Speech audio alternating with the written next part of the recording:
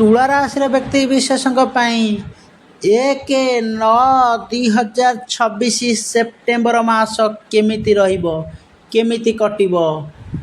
ତୁଳା ରାଶିର ଲୋକମାନେ ଯଦି ଆପଣ ଏହି ଭିଡ଼ିଓ ଦେଖୁଛନ୍ତି ତେବେ ଏହାକୁ ହାଲକା ଭାବରେ ନିଅନ୍ତୁ ନାହିଁ, କାରଣ ଆସୁଥିବା ସମୟରେ ଆପଣଙ୍କ ଜୀବନରେ ଧନ, କାମ ଏବଂ ସମ୍ପର୍କ ଏହି ତିନୋଟି କ୍ଷେତ୍ରରେ ବଡ଼ ପରିବର୍ତ୍ତନର ସଂକେତ ଦେଖାଯାଉଛି। ଯେଉଁ କାମକୁ ନେଇ ଆପଣ ଦୀର୍ଘ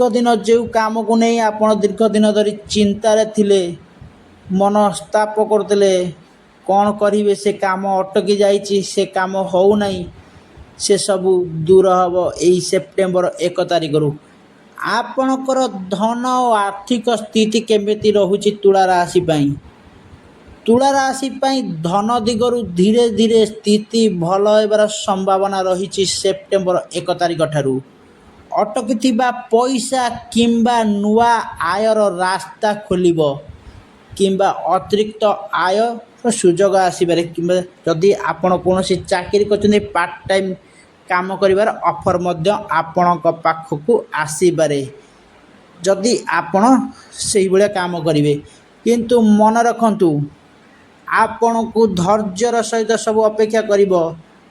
ଟଙ୍କାକୁ ଦେଖି ଚାହିଁ ଖର୍ଚ୍ଚ କରନ୍ତୁ, ନଚେତ୍ ହାତକୁ ଆସୁଥିବା ଟଙ୍କା ଆପଣଙ୍କ ହାତରୁ ଖସି ଯାଇପାରେ।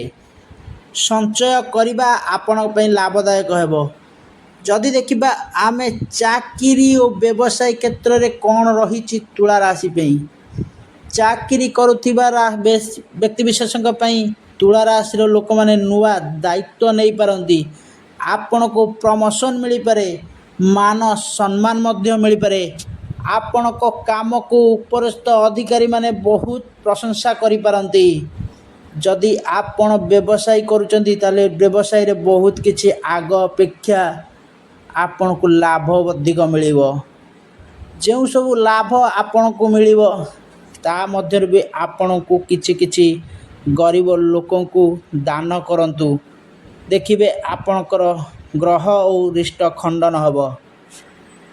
କାହା କଥାରେ ପଡ଼ି ଆପଣ କୌଣସି ବଡ଼ ନିଷ୍ପତ୍ତି ନିଅନ୍ତୁ ନାହିଁ, ନଚେତ୍ ଆପଣଙ୍କ ଜୀବନରେ ଦୁର୍ଦ୍ଦଶା ଆସିପାରେ। ଯଦି ଦେଖିବା ପରିବାର ଓ ସମ୍ପର୍କ ଆପଣଙ୍କର କିପରି ରହିବ ସେପ୍ଟେମ୍ବର 1 ତାରିଖରୁ। ଆପଣଙ୍କ ପ୍ରେମ କିମ୍ବା ଘରେ ପରିବାରର ବଡ଼ ପରିବର୍ତ୍ତନ ଦେଖାଏ। କାହା ସହିତ ତର୍କ ବିତର୍କ ଆସିପାରେ।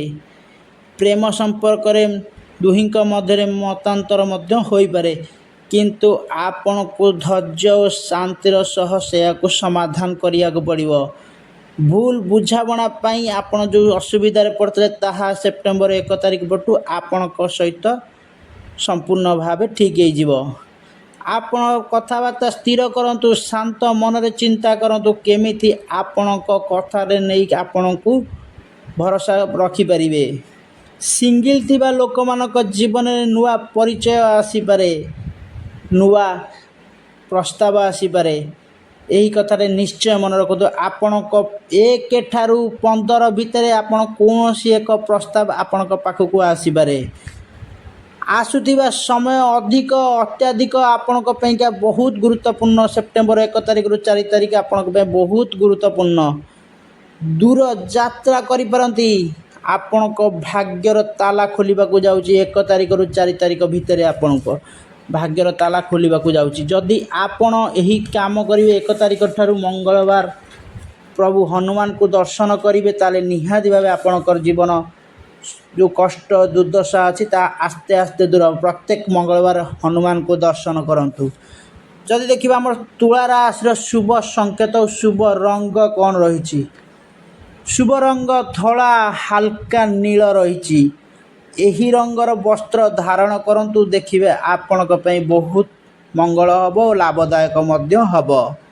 ଯଦି ଆମେ ଶୁଭ ସଂଖ୍ୟା ଦେଖିବା, ଶୁଭ ସଂଖ୍ୟା ଆପଣଙ୍କ ପାଇଁ 6 ରହିଛି।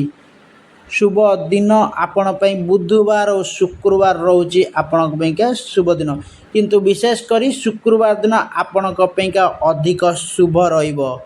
ବହୁତ ଭଲ ଦିନ ସେଦିନ ରହିବ। शुभ दिग जदि आपण मैंने देखिए कौ दिग को शुभ दिग आपण मान कहुई शुभ दिग जब देखिए आपण का पूर्व दिग शुभ दिग हम।